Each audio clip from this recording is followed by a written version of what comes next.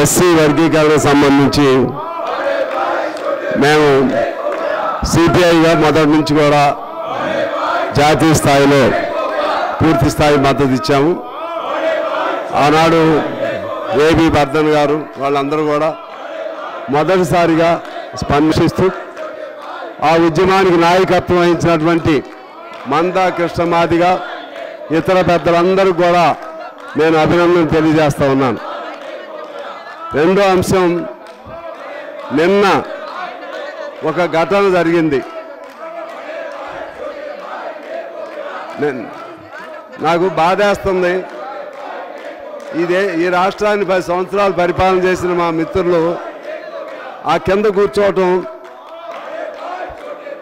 10 సంవత్సరాలు పరిపాలన చేసిన మిత్రులు అలా కూర్చోవటం, మాలాగా కమ్యూనిస్ట్ పార్టీ వాళ్ళు ఇచ్చే స్లోగన్ లాగా మీరు ఇవ్వటం చాలా బాధాకరంగా ఉంది.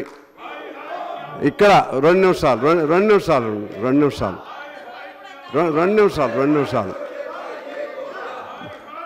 మంచి మాట చెప్తానండి. మంచి మాట చెప్తా, మీరు మంచి మాటే చెప్తానండి. అసలు వద్దు, అది వద్దా? మంచి మాట కూడా చెప్పొద్దా? అయితే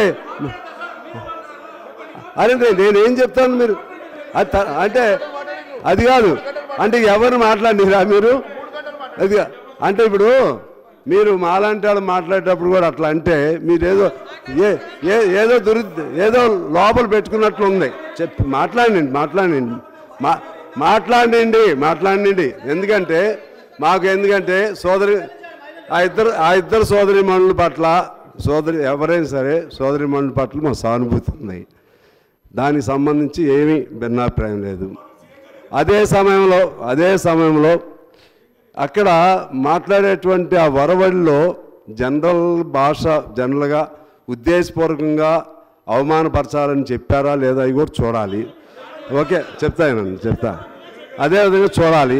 అందులో వాళ్ళిద్దరికీ, ముఖ్యమంత్రి గారికి సవిత గారికి అక్క తమ్ముళ్ళ అనుబంధం ఉంది, బంధుత్వం ఉంది. అందువలన దాన్ని మనం ప్రొలాంగ్ చేయకుండా ఒక చోట కూర్చుని స్పీకర్ గారి రూమ్లో కూర్చుని దానికి ఒక సమస్యకి పరిష్కారం చేసుకోవటం మంచిది.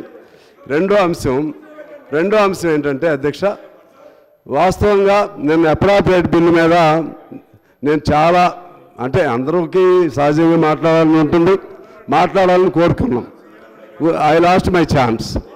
మళ్ళీ ఇప్పుడు కూడా బిల్లుల మీద మాట్లాడదాం అనుకున్నాం. మళ్ళీ ఐఎమ్ లూజింగ్ మై ఛాన్స్. అందువలన అధ్యక్ష, ఇప్పుడు సభను, ఎందుకంటే అప్పుడు తెలంగాణ యాజిటేషన్ అప్పుడు చూసాం. అప్పుడు తెలంగాణ యాజిటేషన్ అప్పుడు అదంటే అది దెర్ వాజ్ ఏ కాజ్. దానిలో అందరం కలిసాం. All parties were united and we fought. And మనం ఏంటంటే we are not interested in running the house also when Telangana issue was a prime objective for us. ఇప్పుడు ఒక చిన్న అంశం మీద తేడా వచ్చింది.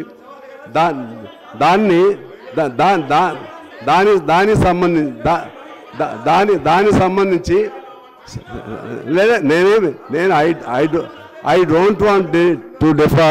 I don't want to defer. I am the first person to honor the women. I am the first person.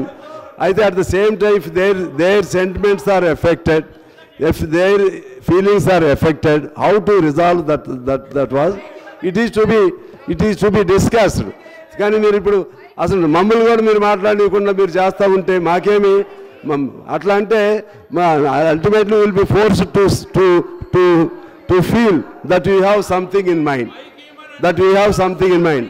మీరు without keeping anything in mind you must be open to resolve the issue. మైండ్లో పెట్టుకోకుండా అది చేస్తే ఏమైతే ఉపయోగం ఉండదు. అందువలన చేస్తారు. నేను as a member, as a representative of party, just I am suggesting, I am expressing my opinion. Ultimately, the Honorable Speaker will take a decision. అందువలన I request Honorable Speaker garu, మీరు better to call the stakeholders into your room and have a discussion with them and resolve the issue. Better to have. So that is my request.